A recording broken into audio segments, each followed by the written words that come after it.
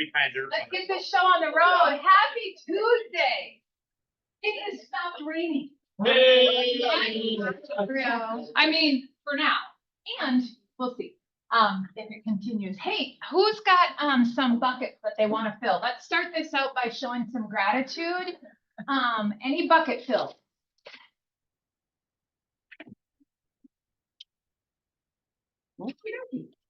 I'll fill Jason's bucket Okay. for helping me out with music at my event last Thursday. Oh. Yes. Hey, there you go. Ben's very first real live client event. Yeah. And it was so good, and it was so good to have you there. It was, that was awesome. Thank you, Jason Padova. All right, who else? Who else has a bucket that they'd like to fill? Gratitude. Hey, Jen, Yes. I will fill Kelly's bucket. She's been awesome in helping with all of the transactions switching over and figuring out things that she didn't think she would figure out and working on them now. So thanks, Kelly. And more, no more. Thank you, Kelly Bernard. That's awesome. All right, one more bucket. One more bucket. We have to do it in threes. Jamie Mass. I took. Okay, we'll keep going. I took it in the trainer last week and I used your, I'm okay, I'll sit in silence waiting for ahas, so all because of you. Aw, well, And so I got good. positive feedback for it, so. Well, good for you and awesome for taking the class. You're always improving yourself, Sammy. Thank you for that. That is amazing. Fantastic. All right. So let's get started by welcoming our newest folks that are joining us. Please give a huge round of happy applause to Jeff and Josh. Josh is coming back. Welcome back. Yeah, that's Josh. I think I saw Jeff. Nobody else remembers Carter. I know. Well, Come back, Carter. So. we're old, and that's okay. Jeff, I think I see you on the screen. Could you, if you're in an area that you can chat, just tell us who you are, introduce yourself? It's okay. You may not be able to. Hey, Hi, Jeff. how's it going? Oh, good. How are you? Good. Welcome to Keller Williams Select. Tell us a little bit about you. So I am coming to the real estate business. I am still working currently. So I work for Illinois Toolworks. I've been in sales with them for coming up on 6 years now, but I've been in various sales roles for the last 14, 15 years. I am transitioning over to from the construction side, selling screws, anchors, tools to welding equipment for just the state of Minnesota. So I'll start that in a couple of weeks, but my full intentions are to make the transition to real estate here in the next 2 to 3 years.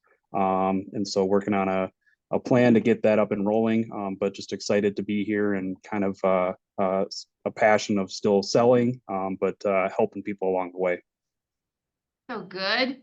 We are so fortunate to be in business with you, and Jeff was referred to us by Kim Ryan. So congratulations and welcome. We're so happy to have you. Thank you. Sure, if Josh is on. But Josh, okay, so Josh was with us for years and years and years, took a little hiatus and then came back around. And we're so excited to have him. So let's talk about some May awards. Congratulations to our top individual agents for the month of May: Jeff Carlson, Sue Evans, Trent Zimmer, Ivy Nevek, and Wendy Gimple. Big, huge round of woo! Nice work, everybody. And our top teams: the Travis Anderson team, the Heritage Group, Holtz Real Estate Group, Success Home Team, and Team Hawkins. Woo, woo, woo. Nice work, guys. And our top groups: Full Sail. Hey. It's John Gusak. It's all Josh. Full Sail, AMK, Minnesota Home Co., Duffy, and Brooke Boss & Co. Nice work, everybody. Oh, and look at this.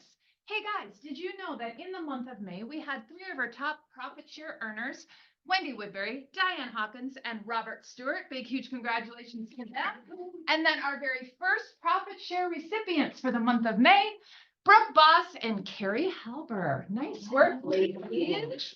Nice work. And I did reach out to, Jim and Carrie and Simon yesterday just to check in on them. According to Jim, they're still high and dry. Everything's good. Have you heard any updates today? Is there anything that they're, No, they're doing okay. They live on Lake Washington, so it's full, but it's not flooding like Rapidan and some of the rivers. okay. All right. Well, I told them to keep us posted if they have any needs that are coming or they need us at all. We're here for them. Down in the Mankato neck of the woods. So give a drum roll, give a whoop whoop. And we won't say anything. We are thrilled. So everybody, Becky, for you that don't know Becky, Becky has been in the real estate business for a very long time, very, very seasoned, and she is exceptional in Wisconsin. She's exceptional in Minnesota as well, and yet Minnesota or Wisconsin is her playground, her sandbox, the whole kit and caboodle. And we have had Matt Cossey, who has been our Wisconsin broker and graciously has helped all of us. Yet our true desire, and Matt knew this, true desire is to make sure we have somebody in-house for all of our agents. Our Wisconsin contingency is growing quite rapidly, and we wanted to make sure that we could provide the very best managing broker. And so Becky, we are just thrilled to have you. Welcome back in the capacity of Wisconsin broker. It will officially start. Nobody call Becky this weekend. Wait, July 1st? Yeah, you can Next Monday. Okay, she gets one more weekend. You can call One me. more weekend for you, I mean, they're out. Probably on the 4th. All right. We have Matt helping us and he has been wonderful. If you do, if you're a Wisconsin agent with us and you do get the opportunity to thank him, please do so. He's a great man. We are very appreciative for all that he has done for us and we're thrilled beyond thrilled to welcome you back. Thank you, Becky. We appreciate you. So big, huge, woo-hoo, I saw you take a picture, not this weekend, John Dusek, July 1st. I'm teasing. I'm teasing. Got her on speed dial. Yeah. Coming up in the market center, just some highlights. So July 4th, we will be shut down. July 5th, we will not be in the office, yet we will be working virtually should you need anything, okay? So please feel free to reach out to us. And then we have our parking lot party on July 11th. Is there anything I need to say about that? Besides, mark your calendars, everybody. It's going to be super fun. We've got food truck. We have food trucks. We have games. The culture committee is putting this on. Yeah. Okay. Is there anything that I need to say? So no, it's intended to just be super easy and accessible for people to just show up. So bring a cooler drinks, and then a lawn chair. And then if you have yard games that you love, we'll have some provided, but the food truck is chili lime, which is so good. Their shrimp tacos, I think, are insane. So, yeah, that's it. Awesome. Yeah, Fantastic. right outside. Right outside downstairs. Yeah. Wonderful. Thank you. And then last but not least, our buyer mastermind is going to be on July 16th with Holly and Brooke, two of the very top buyer specialists. They're going to be sharing all of the goods with us, July 16th. Anything I'm forgetting, ladies? Anything I'm forgetting? Nope, we're good. All right, we have lots of things coming up. Okay, so before I go any further, because I think we're gonna sell some properties here in just a minute, start thinking about what you have off market or buyers that you can't get into a home, but I do want to spend just about 2 seconds, okay, it's gonna be 2 minutes, discussing something really quickly, because I think this might be a conversation you're either having with people or in your head. You can write this down if you'd like. This was discussed with us on a leadership call recently, and this is the market, everybody. This is the market. Is anybody feeling that the market is a little bit wonky right now? Yes. What do you mean by wonky? It's been wonky for 4 years, so it's constantly in flux, whether it's hot or cool or in between. Yeah, Depends on- totally appreciate that. Are you having any listings that you had that went like wildfire and had multiple offers in about 15 minutes. Yet right now you thought it was priced correctly and for some odd reason it's sitting there. Absolutely. Yes. Yes. I think it's wonky in that it's like unpredictable what's gonna sell in 3 days and what's gonna sit for 30. There is some It's bizarre. interesting things And the happening. purchase agreements are coming in differently too. They look a little different, little different terms, closing dates. Randy, you've seen some quicker closing dates. Yeah. It's 30-45 is the new 60-90 for sure. Yeah, Halfway through the month, I'm looking at my next month, I'm like, oh my God, and then a week later, we're twice that number. mhm. Still closing next month. Okay, so closings are a little bit, I've talked with some buyers, representatives that are like, we are still in multiples. It's crazy. And then I've had some listing agents who have said, I have this thing priced. We thought it was competitive. We watched the market and we had crickets. We're a little questionable. Okay. And to Jonas's point, this happens. This is not a market. This is a moment in the market.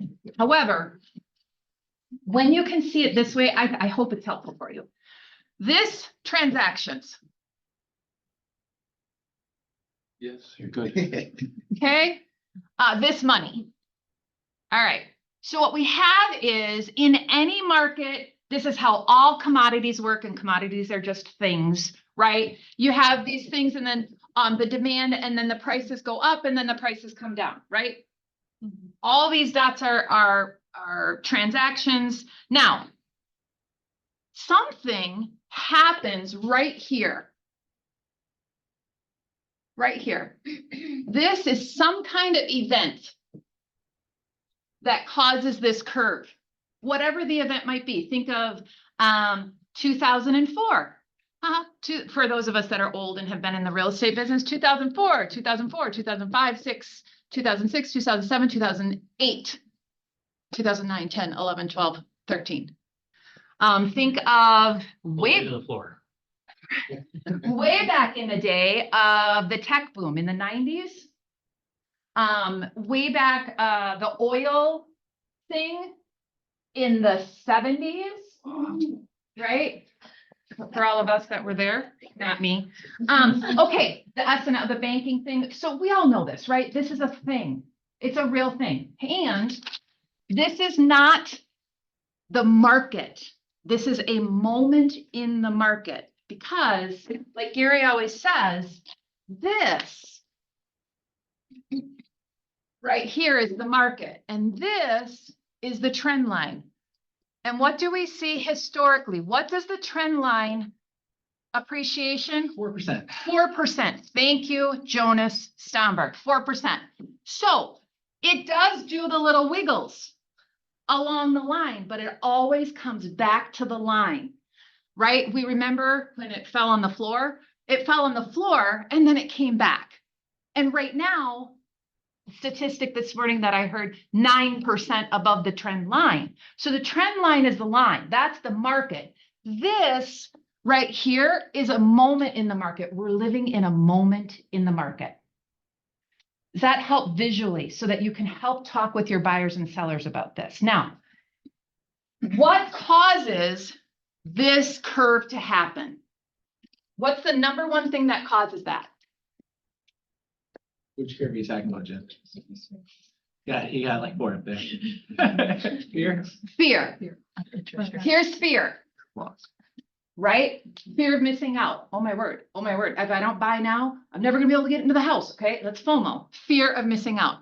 Then you get a correction in the market, and then it's like, I gotta sell my house. I gotta sell my house right now, because if I don't get out right now, I'm not gonna get the equity that I wanted in this house. I gotta sell. Fear is the one thing, the emotion that can trigger this change. Sellers look like, here's what'll happen. Sellers will look up and they'll say, well, I don't need to sell. I got a 2% interest rate here. Why would I want to sell? So they're like, I don't need to sell. Buyers, the buyers are not buying the ones that said, I don't need to buy, but if the right deal comes along, I'll buy. Unfortunately, what the seller doesn't understand is when they don't change their price, Mr. and Mrs. Billy and Sally seller, 2 doors down, they got a job transfer. So they're gonna price it accordingly because they're motivated to sell. Right now, it is the hunt for the motivated.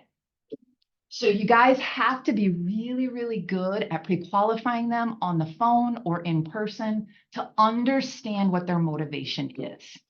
And to understand that they're operating out fear.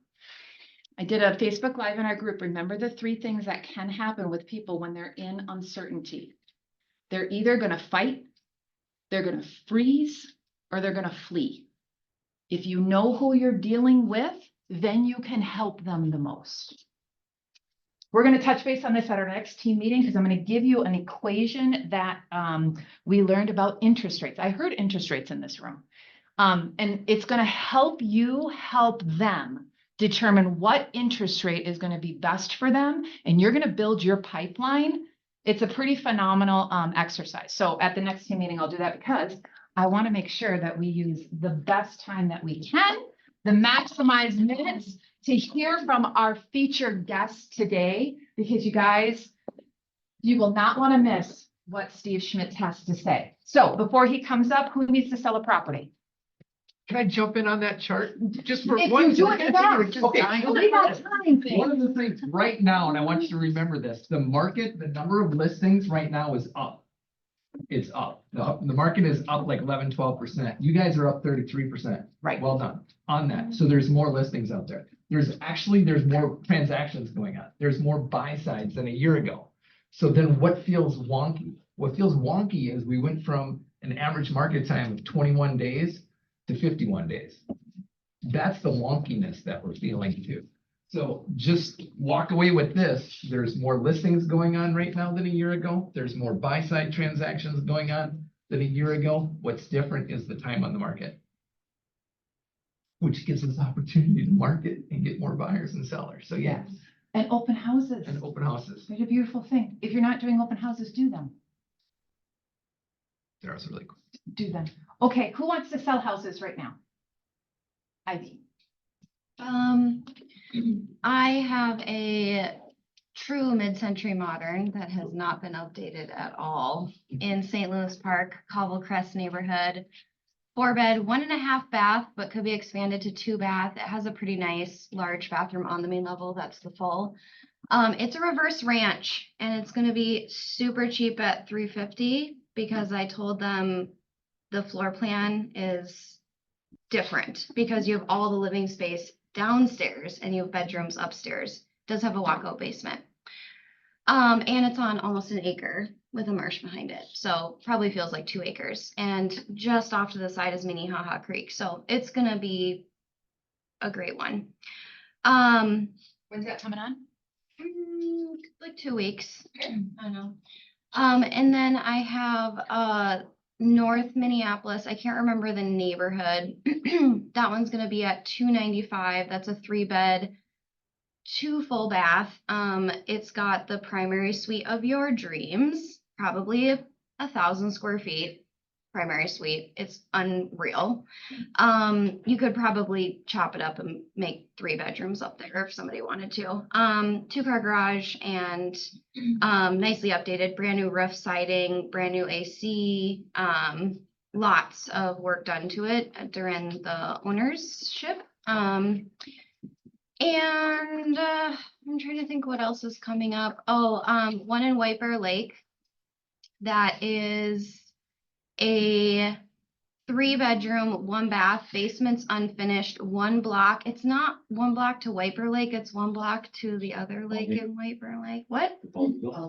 Yes, 1 block to Bald Eagle Lake, and it does have an association that someone can buy into, but I hear it's a little spendy, so no promises on that.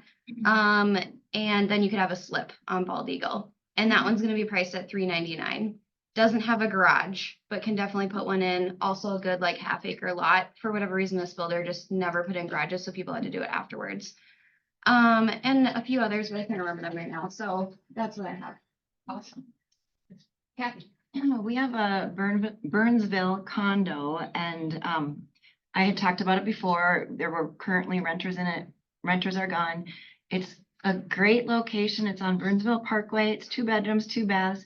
It's at the end of the building, so you can just go straight up the stairs and you're right there. You don't even really feel like you're in part of a huge condo.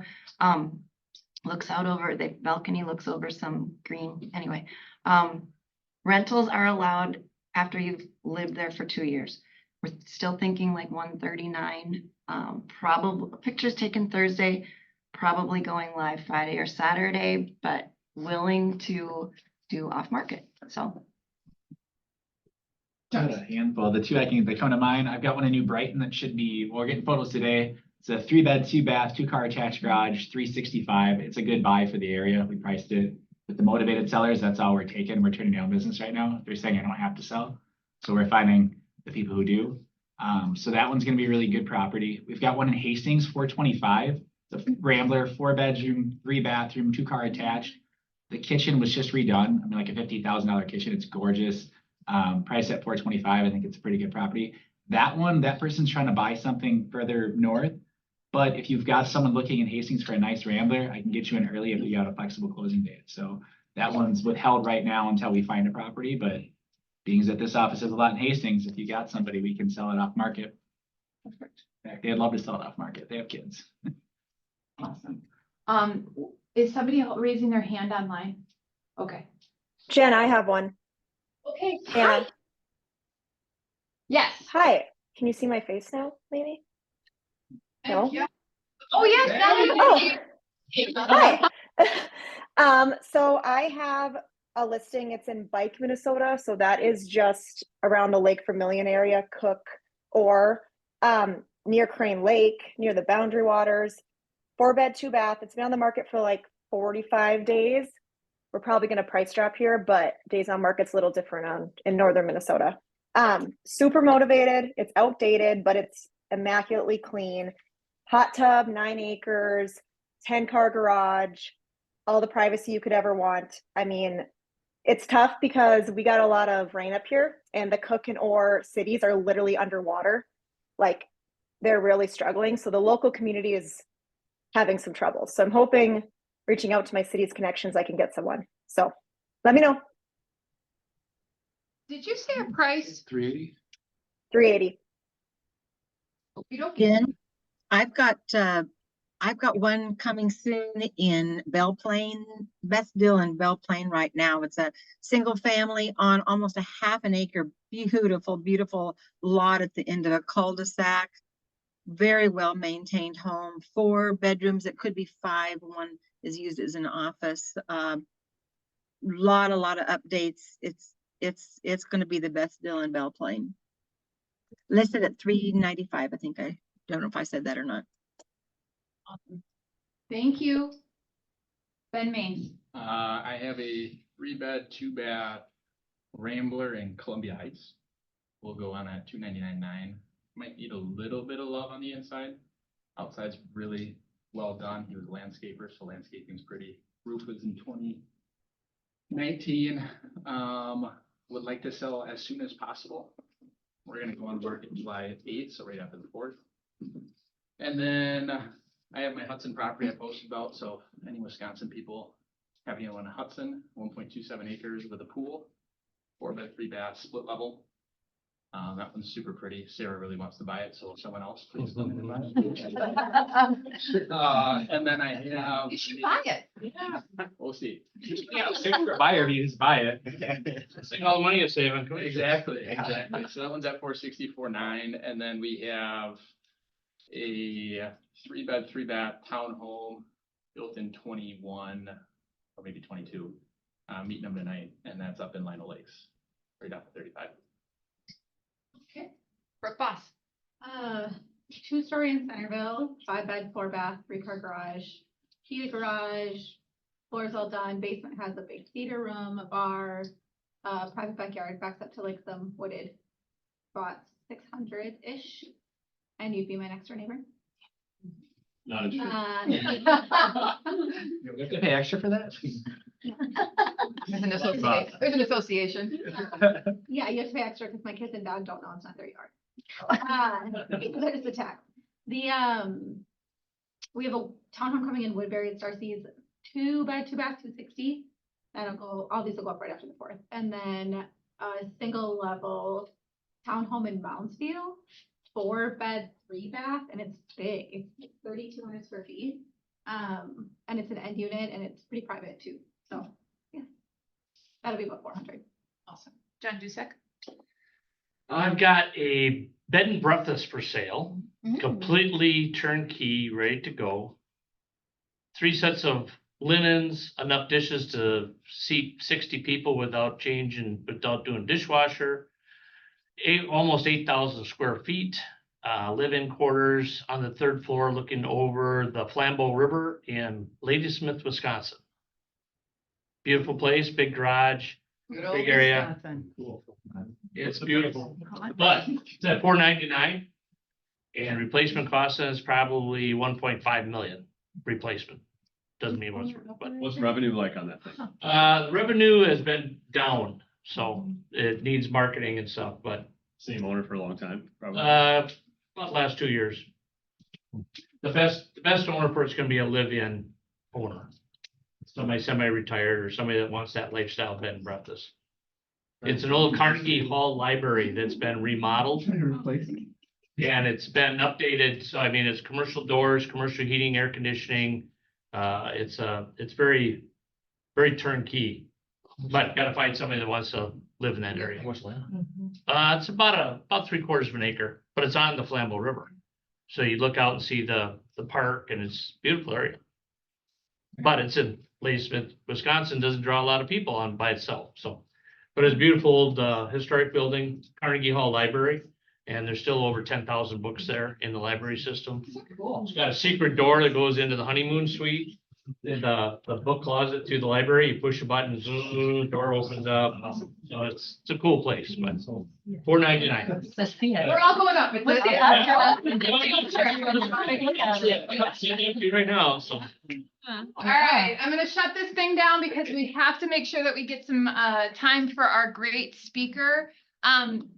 Friends, if you have not met Steve, Steve is an amazing agent, as humble as they come, but he's spectacular. And his wife, Carrie, they not only run a very high-level business, they create exceptional client experiences with their people.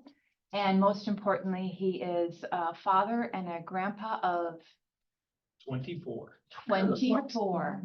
That's Yes. the grandkid count alone. Yes. And Kelly and Steve have had the privilege of working together in the past. And so we said, we want to make sure that we bring rich content to you all. And who do you know that we could bring in? And she said, let me call Steve. I think he would be able to share his gifts and his talents with you all and really be able to help you. He does a lot of the buy-side transactions and Carrie does a lot of the listings. However, they're married, so they share all of their experiences together. Thank you, Steve. Please give a warm welcome to Steve Schmidt.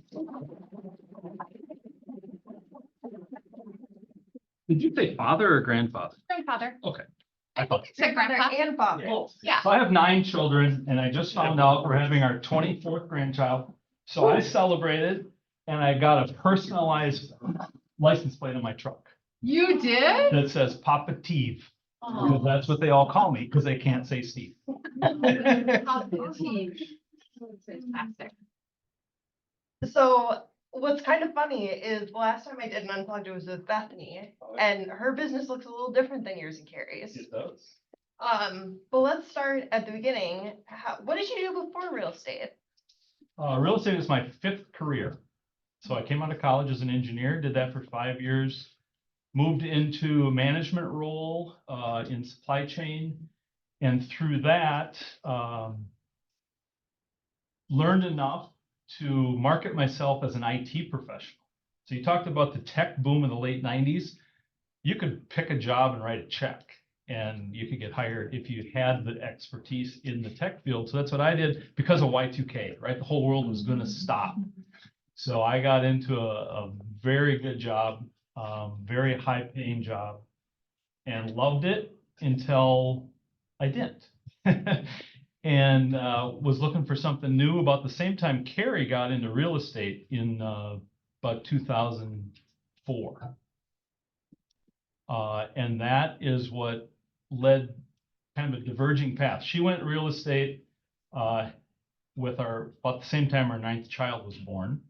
She went to training classes with a nursing baby back before you couldn't do it online very well then. And I went down the path of working for a nonprofit, very non-profitable. And through that process, kind of helped reform that organization and realize they didn't need me anymore. So, and Carrie's business was booming. She had done 42 sales pretty consistently 3 years in a row by herself. No admin, just her. So that was enough for her to say, I need help. And I raised my hand and said, I'm cheap labor. So, and she still uses that line all the time.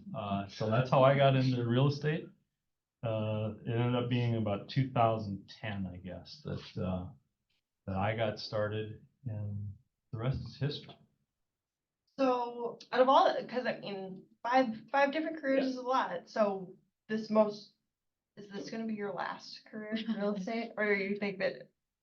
It will be. Okay. I can say that because we have the retirement conversation a lot. We actually practiced last August to see if we could retire. We got in the truck and drove to Kansas, to Missouri, to Illinois, to Michigan, and back home and said, we're not going to retire. Not quite yet. Had laptops along and I think sold 7 houses during that trip. But realized that we're both going to probably take this to the end because we have other streams of revenue, investments, buildings, rentals, market centers, profit share. So that'll keep us going. We'll stay in real estate for quite a while because of those other streams of revenue. So I feel like I know this answer. I mean, and some of these are going to be, you and Carrie are going to have the same answer because but out of all the places too, because you guys had other careers, because previous to real estate, Carrie was a nurse. Right. And then she decided to move into real estate. Out of all the places you guys could have ended up, why KW? Oh, that's a good question. Carrie went through class and, got her license and had never even heard of Keller Williams. Keller who, right? That was the thing back in 2004 to 7, whenever. And so she started, we live in Maple Grove. So she went to the biggest brokerage in our city at the time was Edina Realty. So she went there and interviewed. And they put her into a little room, gave her some piece of paper, some kind of a test, and came back, half hour later, reviewed the test, talked to the person, and it didn't feel right. She did the same with Coldwell, with Counselor, and she felt like she had to sell herself to these recruiters.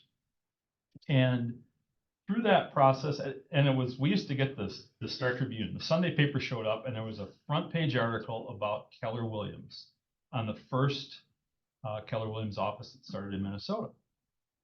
And in that, the whole article talked about the core mission of what Keller Williams was with God, family, work.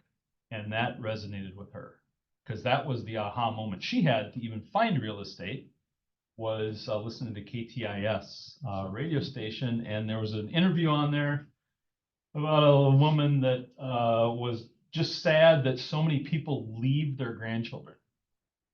And 15% of the population moves every year. Everybody knew that. That's like all transient, like apartments, college kids, everything else, 15%. So and that was her aha moment that said, I need to get into real estate. Because if 15% of the people I knew moved every year, that'd be enough business for us. But anyway, the aha moment was when she heard that and then combined it, knowing she wanted to be in real estate. And then we heard about Keller Williams, and it was God, family, work. And that's the path we've tried to follow. So we don't do open houses on Sunday. We don't try not to work on Sunday at all. But that was about 6 years ago. Just stopped putting out open house signs on Sundays and said, that's where half our business came from, was open houses. That's what grew my wife's business because she's so Maple Grove centric. And I put 50 to 75 signs out on a given weekend for open houses. Sometimes we'd do 4 of them, back to back on Saturdays, back to back on Sundays. And then the God moment hit and said, nope, can't do it on Sundays anymore. And her business about doubled in the next 2 years. Did, I think, $62 million the next year. I think a piece of what makes your guys' business super unique is how area focused you are. I grew up in Maple Grove, and there's no one in that city who doesn't know who the Schmitzes are, because it's true, every single weekend as you're going out trying to buy your groceries, you see Carrie Schmitz open house tents all over the place. And I always knew that you guys were like Maple Grove real estate royalty, but it actually didn't hit me until, so Steve was my OP for a while at the Eden Prairie office. And what was really funny is I think we were at family reunion maybe. And the other thing we realized is one of my closest friends is Steve's next door neighbor. So I had spent a ton of time in his backyard growing up. But so as we were coming home, and I was like, hey, can I hitch a ride back to Maple Grove from the airport? And we were coming up and Carrie's like, where do you live? And I started giving her instructions and she's like, no, Kelly, what street do you live on? Because you can name any street in the city and she knows exactly where it is. Yep. That was, started out really as kind of a curse with so many kids. Carrie didn't want activities really outside of her kind of sphere. So she just gave stuff away or didn't respond to phone calls. With listings in Stillwater. I hear about everything over here on the east side, Hastings. I think I've been to Hastings once. Maple Grove became our center, and we're going to close our 1500th home this year. Over 900 of those have been in Maple Grove. So while we're talking about your production, I just looked it up this morning. Oh, what do you know? The past rolling 12, you guys have closed 68 units and 43 million. Does that sound all right? So I know it, but for everyone else, what does the team look like to hit those numbers? Carrie does it all.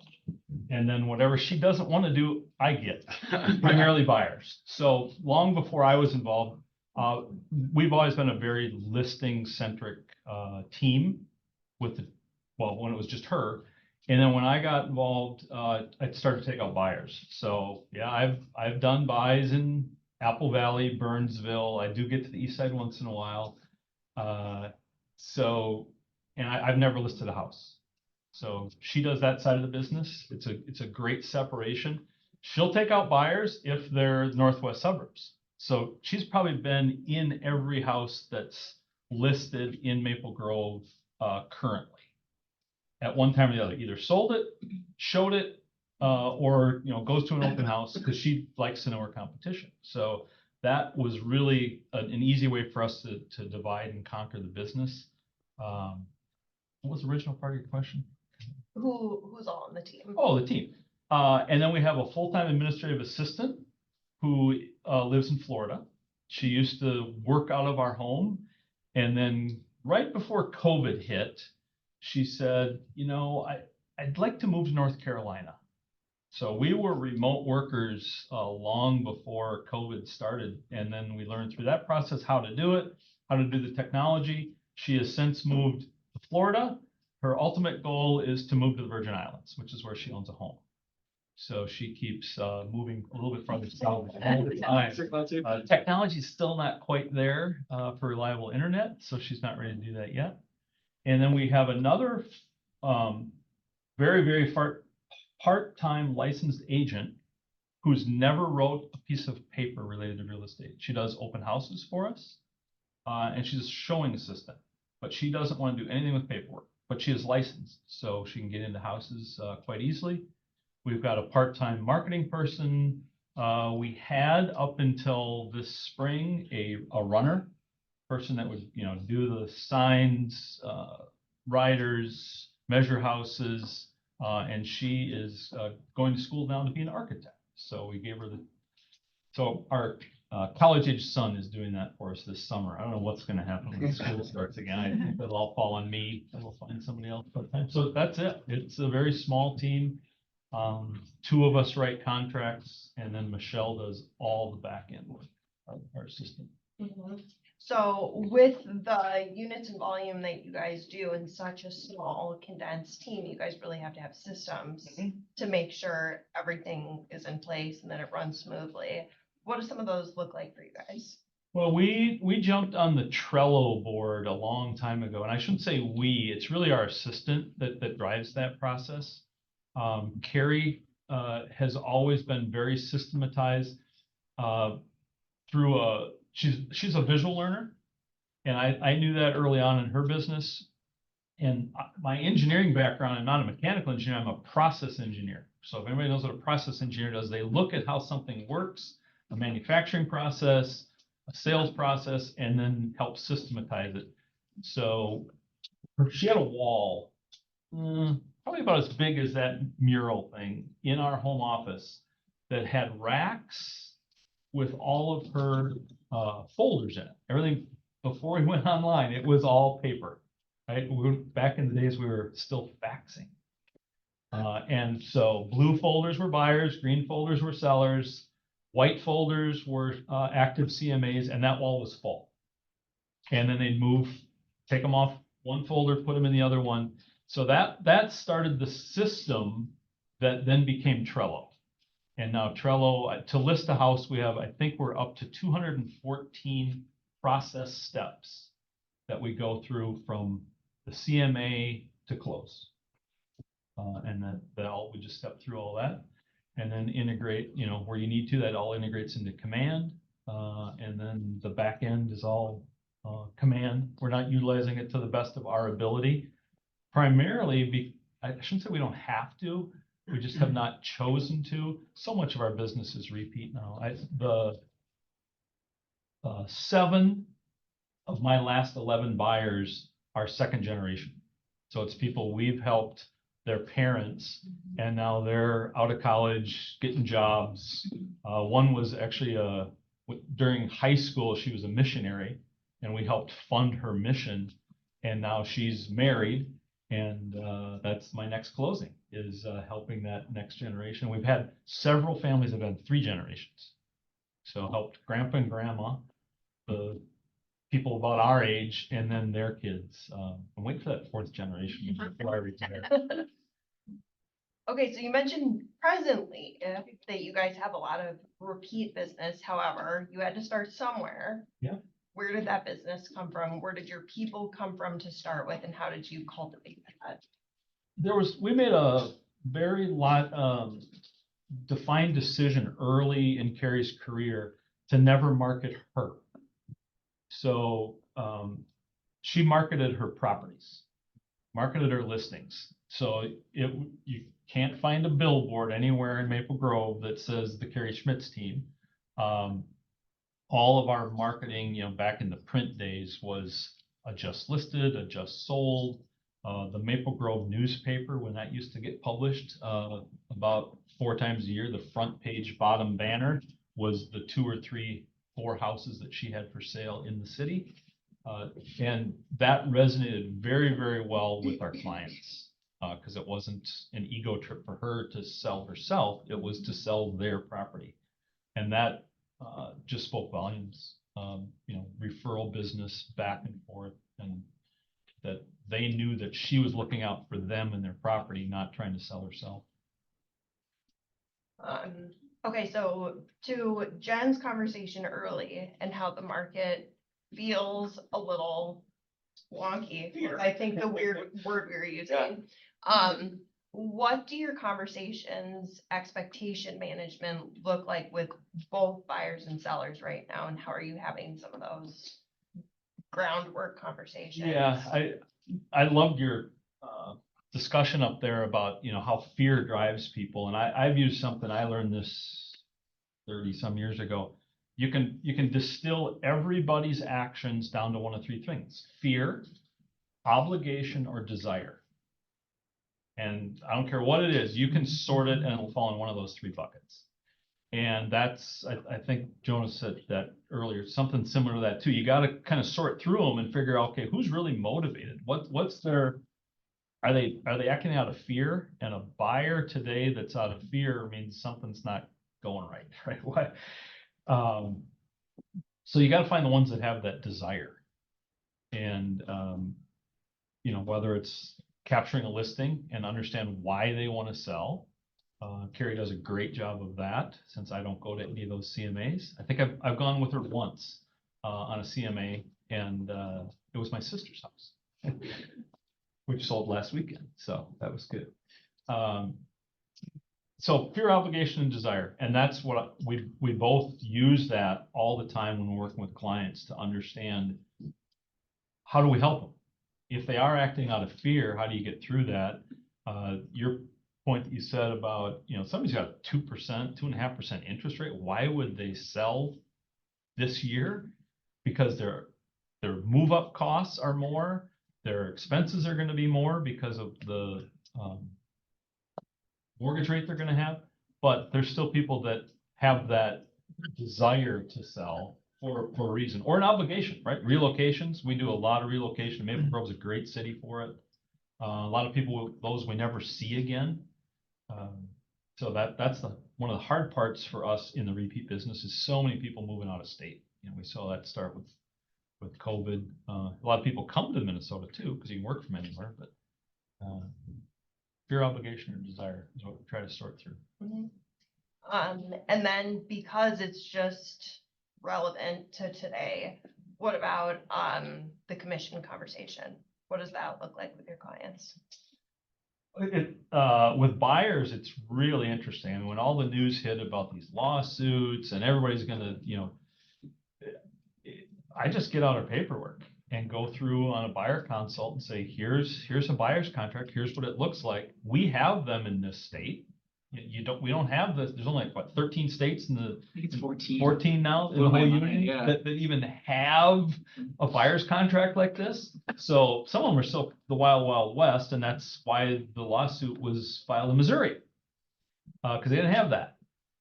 So I just talked through it from a paperwork perspective, and I don't know where we learned that, both of us in our businesses, to defer it to somebody else, right? We bring in a part-time stager once in a while, a contract for hire, when we need somebody to be the bad guy, because you don't want it directed on you as the listing agent. So the same thing that I've done in the conversation, especially with buyers, is you get out the paperwork and say, here's where it says what compensation will be that's paid by the, you know, from the listing side. And oh, by the way, there's another paragraph down here that says, if they, you know, pay a portion of that 2.7% that I put in the contract, then you don't owe me anything. So it's just that's what I think is the easy part in the conversation. And I deal with a lot of first-time home buyers. Like I mentioned, that I think 7 of my last 11 buys have been second generation. Well, they're all first-time home buyers. So that's, I think, a little easier conversation, because they're buying for a reason. They want to get out of an apartment, or having a baby, whatever it might be. They need some more space. The listing side is harder on the commission conversation, and we have coaching sessions at home. Gary will come back from a CMA, and we'll talk through that and make conscious decisions on, you know, what house do you really want to try to sell? Back to your point. Which one do you want to make sure somebody else's sign is not in the yard? So we do talk about, you know, some kind of commission adjustment, or a variable scale, or a time-based scale. We don't like to get into those.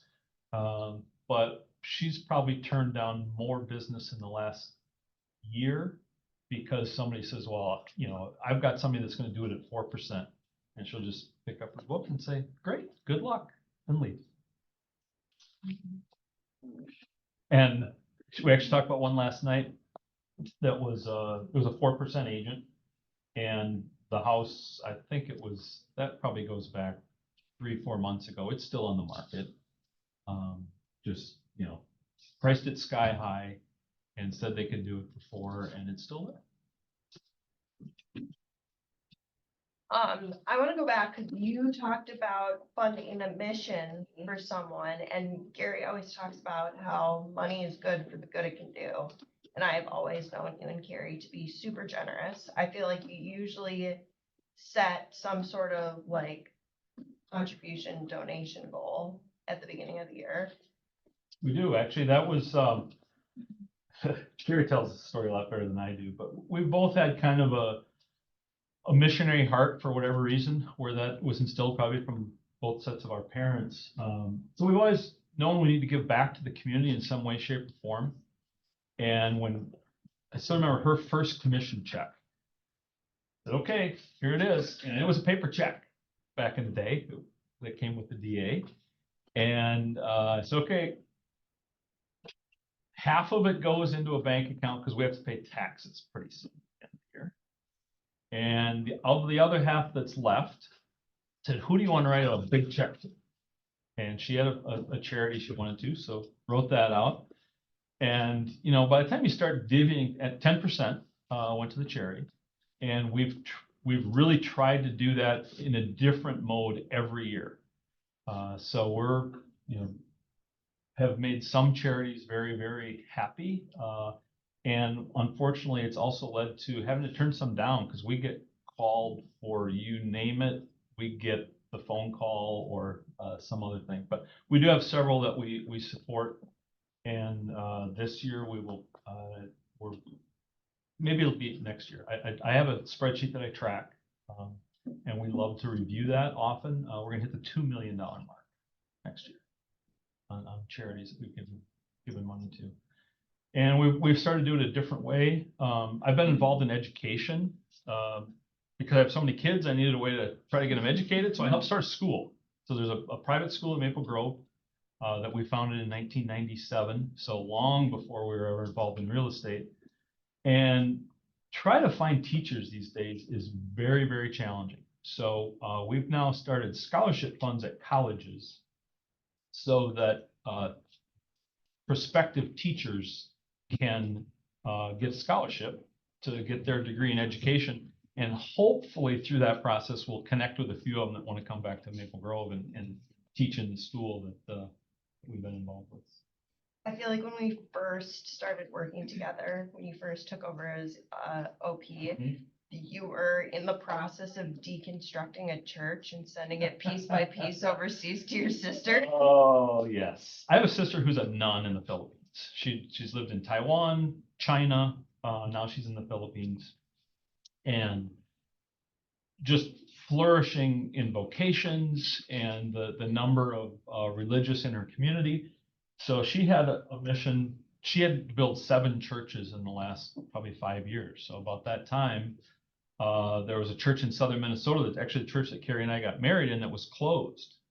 And instead of letting it just become a grain elevator or a storage facility for something, we said, well, let's move that thing to the Philippines.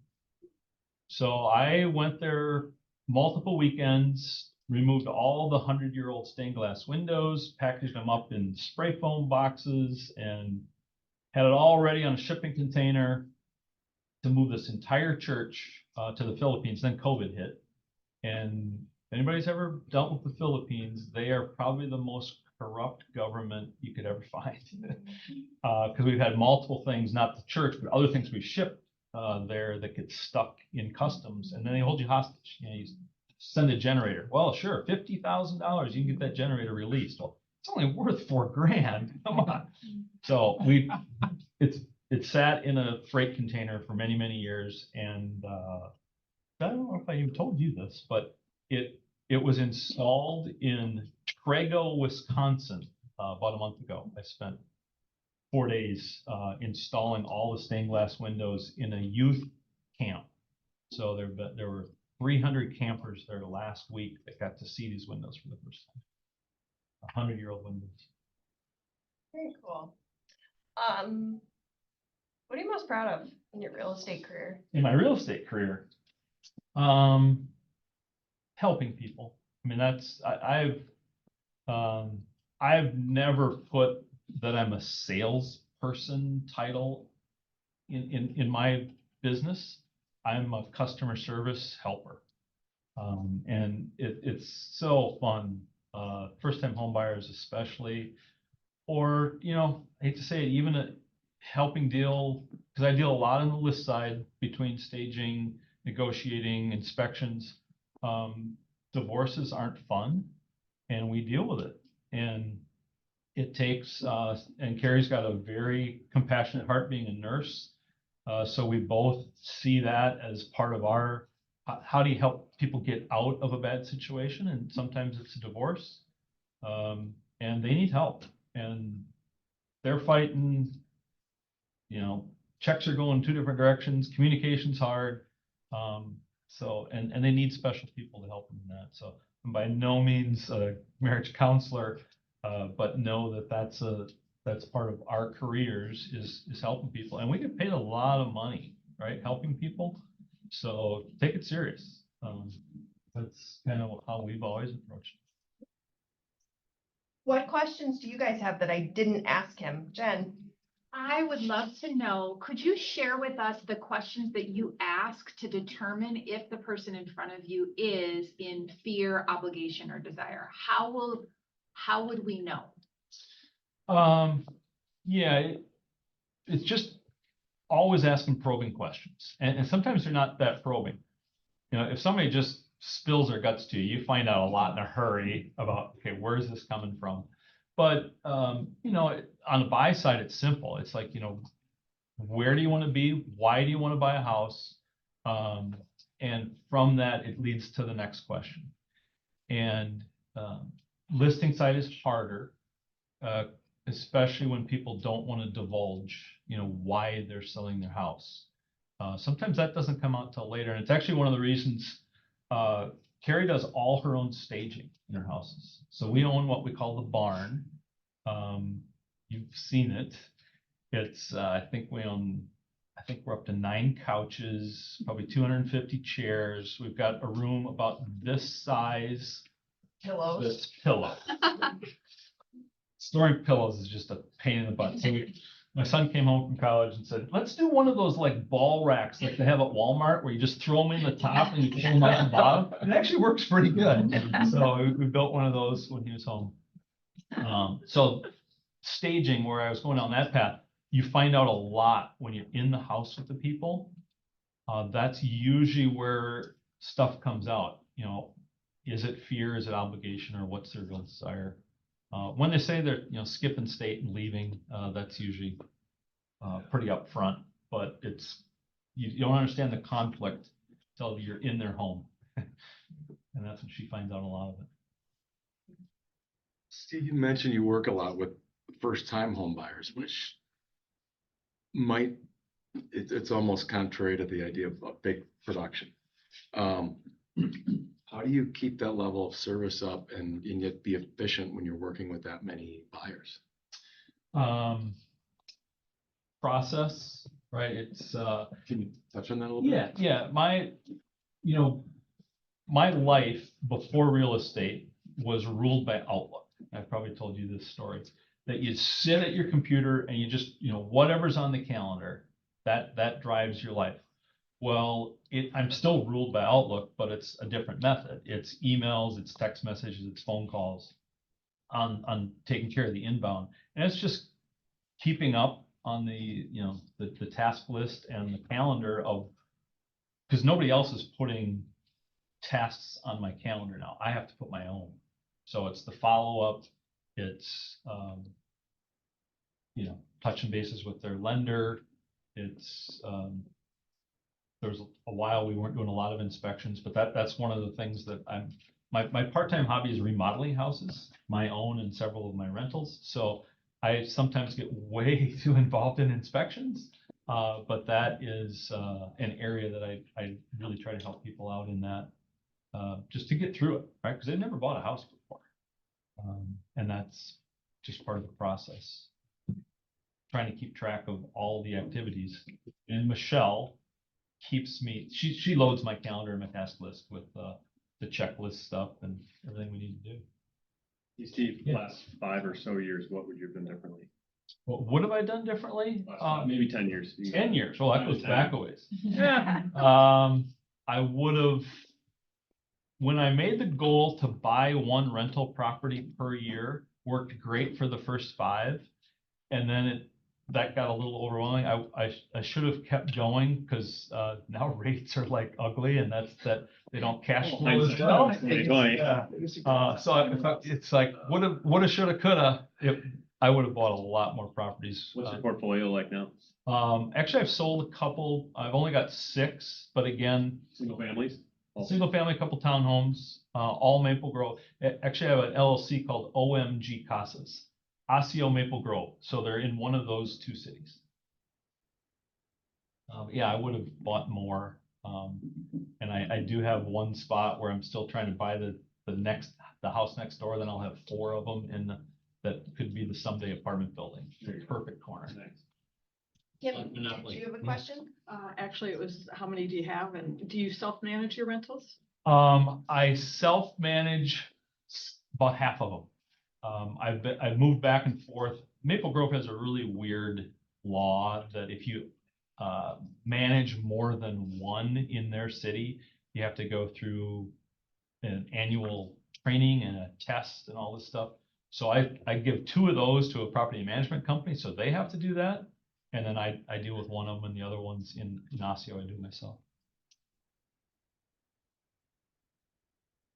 If you're a new agent today, looking to make your mark, what's one thing you might suggest? One of the things we still do, I talked about not marketing ourselves or the name, the Carrie Schmitz team, I'm the little team hanging at the end, is always give somebody something of value.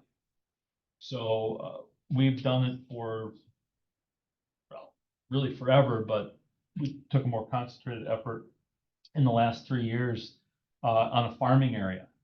Is you don't just send postcards because we use them as the dust pan in our kitchen and just throw it away with the dust instead of having a plastic one hanging in the closet. So we do a lot of door hangers. So the Carrie Schmitz team pizza cutter with a $10 off coupon from the local pizza place. Or our son, his first week home from summer vacation was to do 300 paint sticks in a little plastic bag with Carrie's card, a little postcard, and a $10 off gallon of paint at Sherwin-Williams. So again, give somebody something of value that they don't just throw away like a postcard. We did, because next week we bought a boatload of Thin Mints when the Girl Scout cookie drive was around.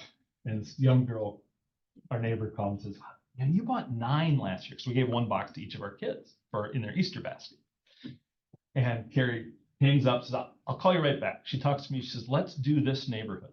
So we did a search, and there's 69 houses in that neighborhood. So she called her back, said, "I'll take 69 boxes." She says, "How many?"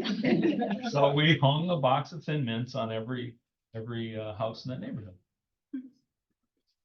So always give something of value, even if it's our newest one is these little stupid little plastic boxes that have her name on it with like 6 Band-Aids.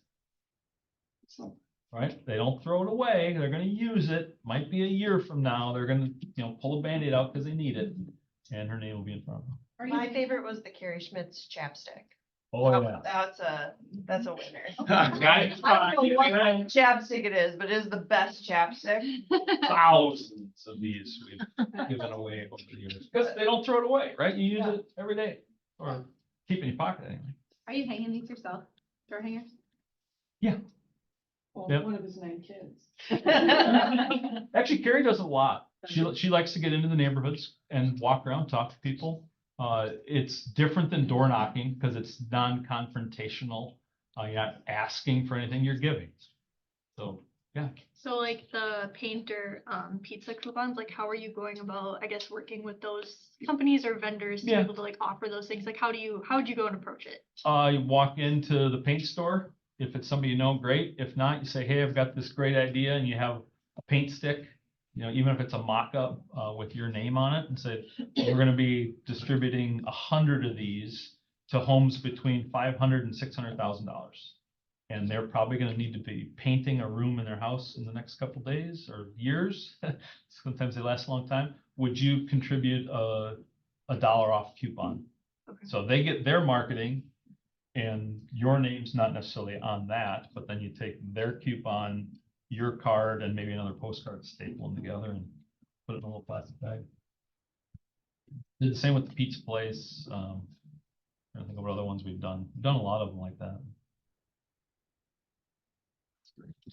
All right, well, we're just a little bit over and I wanna respect everyone's time and thank you for being here. That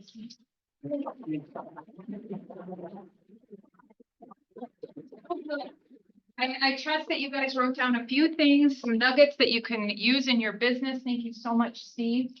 We have the Select Wealth class starting promptly at 1 o'clock. Go out, get some food, have some lunch, make a couple of calls, then come back in and listen to Jeff as he's going to talk about wills, trust, estate planning, all of the information that you're going to need to not only help your clients, but also protect yourselves. So go eat some lunch, come back in, and thank you, Select Wealth, for providing lunch. And thank you to Steve. If you have any questions you'd like Yeah, to I'm gonna talk be around. about. I'm staying for that class. Awesome. They have free lunch. And free